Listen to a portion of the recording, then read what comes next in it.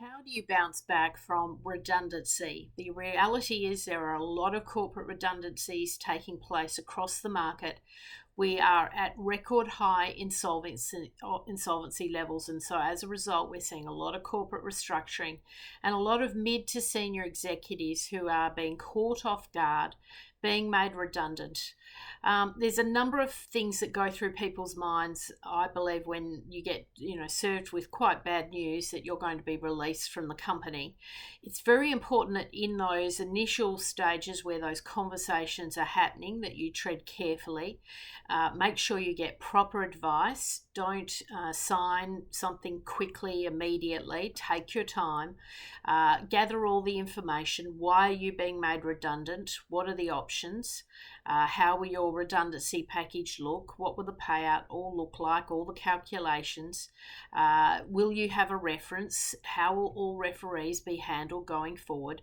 Just ask lots of questions, take your time, and get practical advice. I'll always make time for someone who's being made redundant on the telephone so you can get through to me quickly and directly if there's something on foot where you need that practical advice. But most of my clients in this scenario, we might even have to speak to potentially an employment lawyer, particularly if you're a very senior executive and there's quite a large amount of remuneration involved.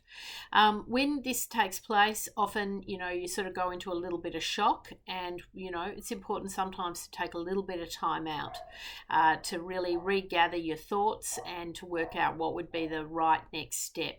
Often with a redundancy, you get a bit of a payout. Sometimes you get, an accrued amount of pay leave.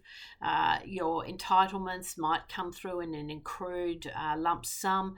The company might have offered you 3, 6, maybe even 12 months of payout, being very generous to allow you to regroup. But it's quite important that, you do take that time to recalibrate but not use up those very, very vital funds, because the ideal scenario would be that you get back into the market relatively quickly so that you don't have to eat into your savings or eat into that redundancy payout, and maybe that payout can be used for important means, whether it be paying off your mortgage or paying down lines of credit and things like that.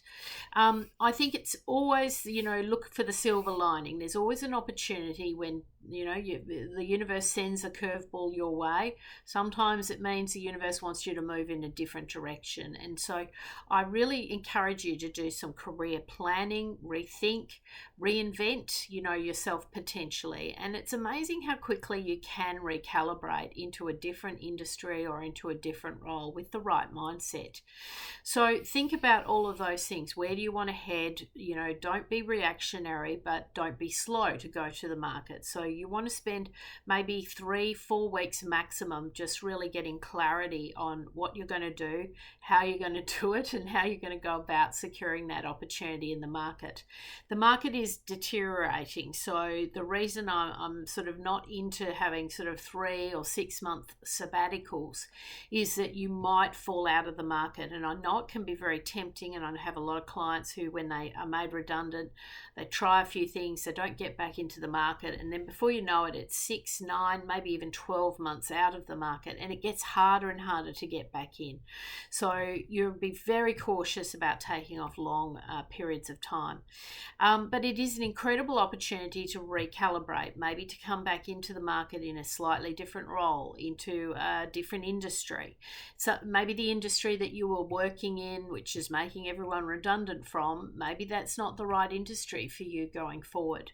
So you want to look at growth industries, you want to look at growth career pathways where there are incredible financial opportunities to go forward, and keep yourself really busy. So get a good routine happening while you're in this sort of phase of finding your next role. So get a good health routine, up early, get dressed, undertake some form of exercise. Really important every day that you're keeping your stress levels down. avoiding the black dog, really going, being very mindful about what you're doing to keep yourself healthy and happy during this period. It can be an incredible renaissance. You can absolutely come out on the other side on top, but you've got to have the right mindset. So it's important you don't get stressed. I appreciate there's a lot of financial stress in the market at the moment, but you will find another opportunity. Good quality executives will always be re-employed. You could also consider volunteering at this time just to keep yourself active and upbeat. I do work with Meals on Wheels, so maybe that's an avenue for you to get involved with a beloved charity.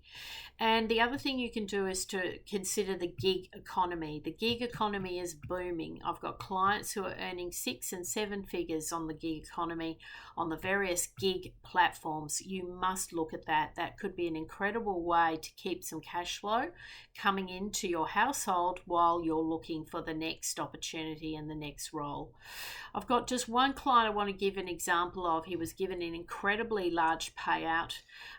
He took off for at least a year. Sporadic applications going back into the market, but now is really struggling to get back into the market. The choices are now off the table. He will have to recalibrate. He will have to pivot. He will have to go into either a different role or a different industry to get back into the game. And so, my strong advice is take some time out for yourself, but don't take too much time that you jeopardize coming back into the recruitment market. But it can be an incredibly positive experience. It might not seem like that immediately, but most of the clients that I have worked with who've been made redundant have come back better, stronger, and having a more successful career pathway as a result of taking that time out to recalibrate.